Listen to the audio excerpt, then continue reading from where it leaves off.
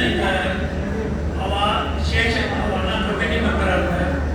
அப்போ இந்த கமிட்டி மெம்பரில் சங்கத்தில் எல்லாருமே சீனியர் சிட்டிசன். அப்போ ஜெகநாயகன் என்ன பண்ணார், டேய் நீ வந்து கமிட்டி மெம்பர் ஆகுன்னு நான் சொன்னேன். நீங்களாம் பெரியவாளாக இருக்கு, நான் வந்து எப்படி இல்லைன்னா நீ வாங்க. அப்போ என்னாச்சு, நான் பரசுவாக்கத்தில் இருக்கேன். 2004 பரசுவாக்கத்தில் பயங்கர தண்ணி கஷ்டம்.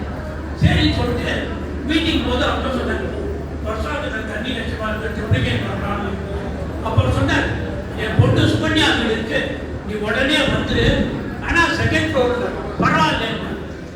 ஆனால் இன்னைக்கு உங்கள் முன்னாடி நின்றுட்டு இருக்கிறதுக்கு காரணமே அவர் தான். அவர் உடனே நீ வந்து பால் காய்ச்சி சாப்பிட்டு அப்படின்னாரு.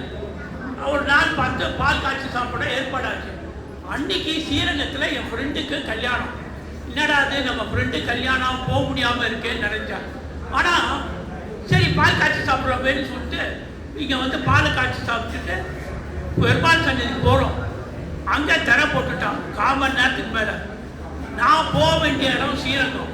அன்னைக்கு அந்த கல்யாணத்தில் ஃபயர் ஆக்சிடென்ட். அப்போ அந்த மாப்பிள்ளையே தவறி போயிட்டான். அந்த மாதிரி சமயத்தில் இன்னைக்கு அந்த சுகன்யா வீட்டுக்கு வந்து நான் பால் காய்ச்சி சாப்பிட்றதுனால ஸ்ரீரங்கம் போகாமல் இருந்தேன். போயிருந்தேன்னா நானும் ஆக்சிடென்ட்டில் மாட்டியிருப்பேன். நம்பர் 1. 20 வருஷமாக நான் பேங்க்கில் வேலை இருந்து வீடு வாங்காமல் இருக்கேன். அவர் சுகன்யா வீட்டுக்கு வந்தோடனே 6ஆம் மாதமே எனக்கு வீடு கட்டு. அது எப்படி, கங்கனா மண்டபம் பக்கத்தில். உடனே என்னாச்சு, கங்கனா மண்டபத்தில் நான் அங்கே வாங்கிட்டு வந்த உடனே 6 மாதம் தான் ஆச்சு. சுகனா உண்மையே சொல்ல பரவாயில்ல மாமாட்டோம். எனக்கு ஒரு கைங்கரியம் கிடைச்சிது. பெரும்பாலும் அங்கே கங்கனா மண்டபத்தில் ஏழும்போது எல்லா சீபாதாங்களுக்கும் மோர் கொடுக்குற கைங்கரியம் அவருக்கு கிடைச்சிது. அதை தோற்று இப்போ சில நல்ல காரியங்கள்லாம் பண்ணிட்டு இருக்கேன். இதுக்கு காரணமே ஜெகநாத ஐயர் தான்.